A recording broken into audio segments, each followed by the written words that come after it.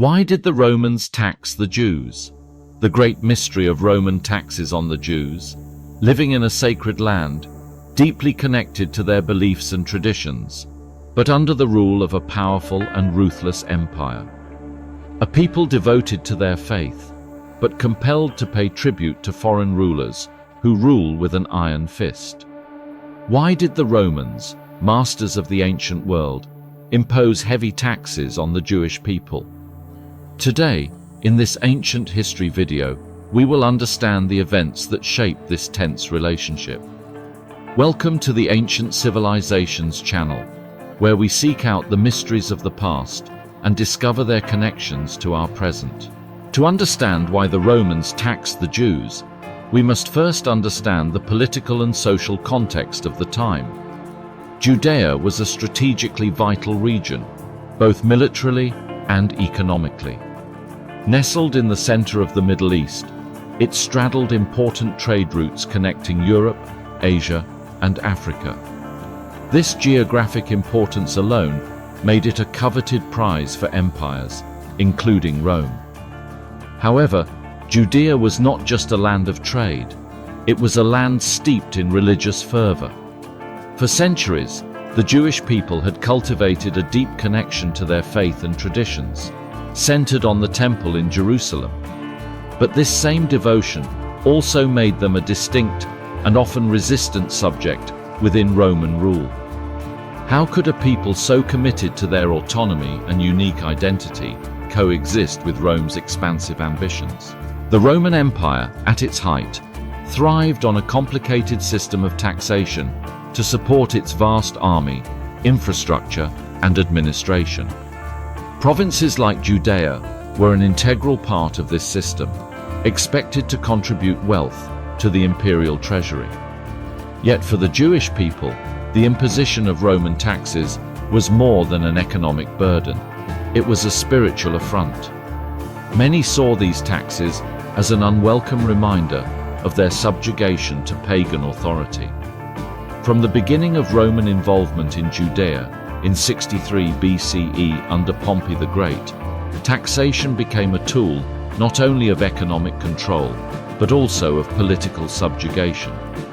The imposition of taxes was a measure calculated to reinforce Roman rule and suppress any glimmer of rebellion. But how did these measures sit well with the Jewish people, and what made their response so unique in the provinces of Rome? Taxes in Judea were not just about currency, they were about power and identity. The most infamous of these was the temple tax, originally a religious obligation among Jews to support the upkeep of the temple in Jerusalem. However, under Roman rule, this tax became a point of contention. When Emperor Vespasian ordered the Fiscus Judaicus, diverting the temple tax to fund the Temple of Jupiter in Rome after the destruction of the Jewish temple in 70 CE, the tax took on an oppressive symbolism. The Jewish people found their faith and autonomy directly undermined. Can you imagine the indignity of seeing sacred contributions repurposed to honor a foreign deity? For the devout, this was more than a financial imposition. It was a violation of their deepest values. These dynamics fueled a widespread sense of resistance, both passive and overt, to Roman authority. Roman tax collectors, often corrupt and exploitative, further inflamed tensions. The Gospels in the Christian tradition offer vivid accounts of tax collectors like Zacchaeus, whose profession made them outcasts among their own people. Such figures highlight the broader disdain that Jews had for those who collaborated with Rome. How does this perception of betrayal resonate with modern struggles for cultural and religious identity?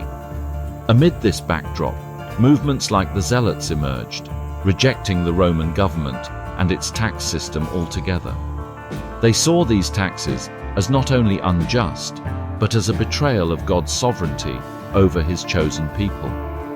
Was it possible for the Jewish people to navigate these dual loyalties, faith and empire, without conflict? Roman taxation was not uniform.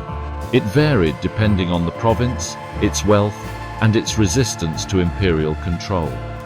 In Judea, taxes were particularly heavy, designed to extract maximum revenue from a land known for its agricultural and commercial production. But such economic pressures often sowed the seeds of rebellion.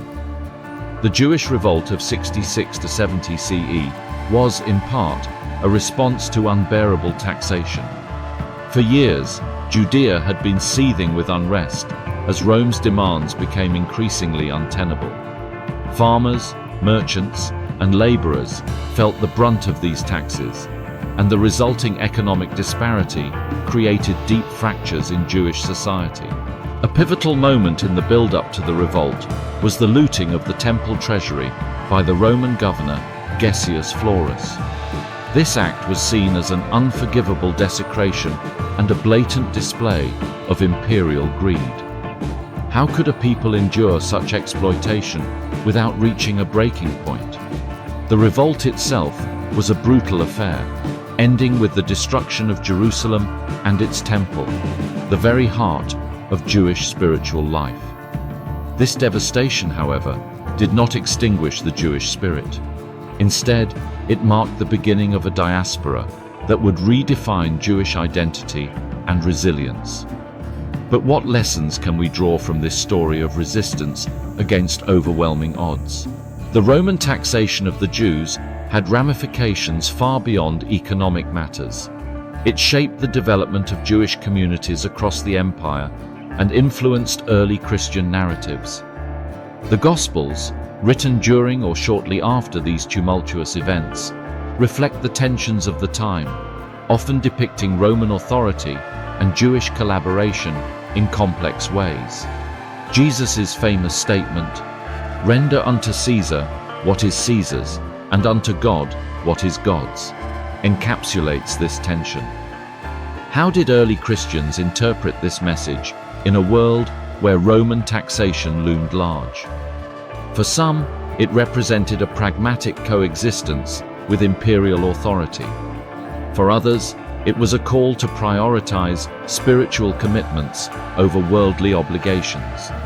The destruction of the temple and the subsequent diaspora also brought Jews and Christians into closer interaction in various parts of the empire.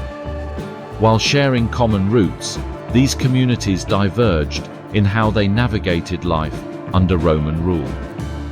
What can these differing responses teach us about the resilience and adaptability of faith traditions under pressure?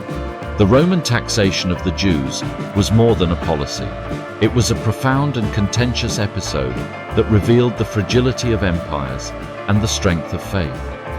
Despite the destruction of their temple and the dispersion of their people, the Jewish community adapted and survived, transforming oppression into a catalyst for renewal. Reflecting on this history invites us to consider the dynamics of power and resistance. How do communities today respond to external pressures on their cultural and spiritual identities? What lessons can we learn from the steadfastness of the Jewish people under Roman rule?